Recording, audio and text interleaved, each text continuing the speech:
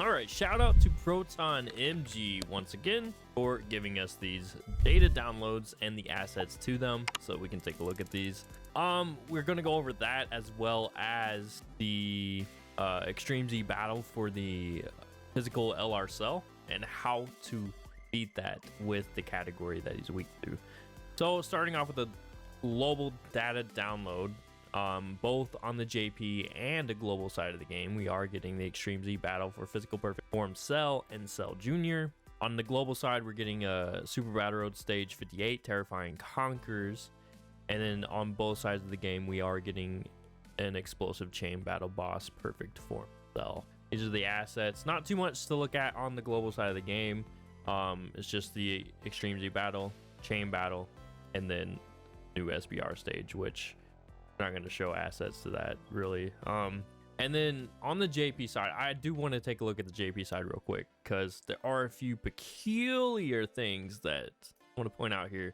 So they did update the support memory to Goku Gets Married. I don't know what they did to it. I have not looked at that, but it says right here, Goku Gets Married support memory asset updated. So I'm guessing they changed like the effect, what it does a little bit, maybe, I don't know. But if anybody knows, definitely let us know down in the comments below, those of you who play the JP side of the game. What's interesting in the JP assets though are this right here, and then also this, and this. What, I mean, I don't know what these are, and what they have to do with the game. I mean, where do we see these in game? I don't understand what those are. This is kind of interesting. It says mandatory Kara. Pretty sure it's supposed to end with character, but obviously it's just an asset, so this is just the asset name.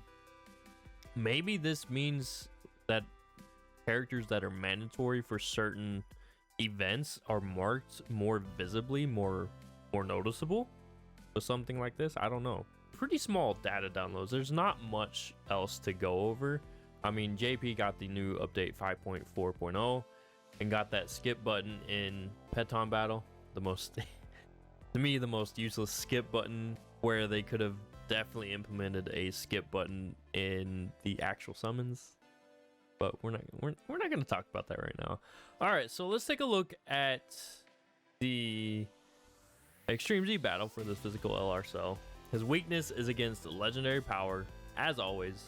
Legendary power gets an attack bonus, so that's a link skill to every single LR in the game. And if they are under the entrusted will as well, any entrusted will unit gets damage reduction.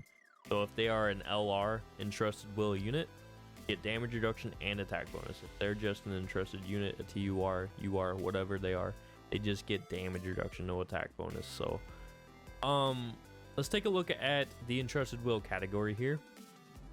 So we have 3 units that you have options for leads.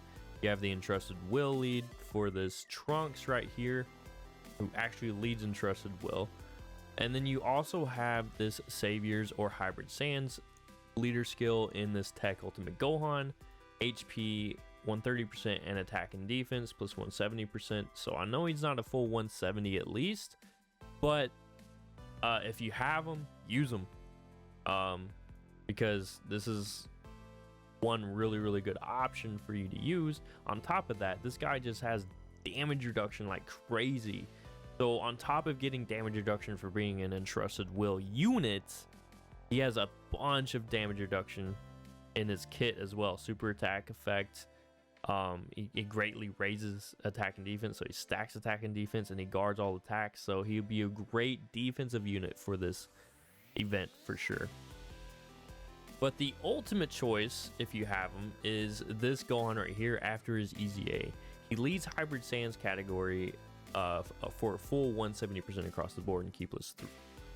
And the reason why that's very good is because Entrusted Will is made up of a lot of Hybrid Saiyans. You take a look at it real quick. You got this Trunks right here, this free-to-play Trunks that we just got, so you can definitely use him because he's the STR as well, so he has type advantage against this physical LR Cell Junior.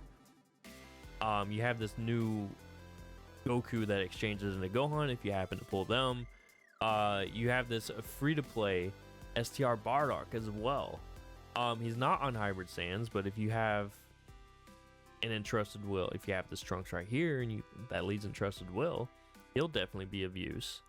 You have this Trunks right here, this Gotenks.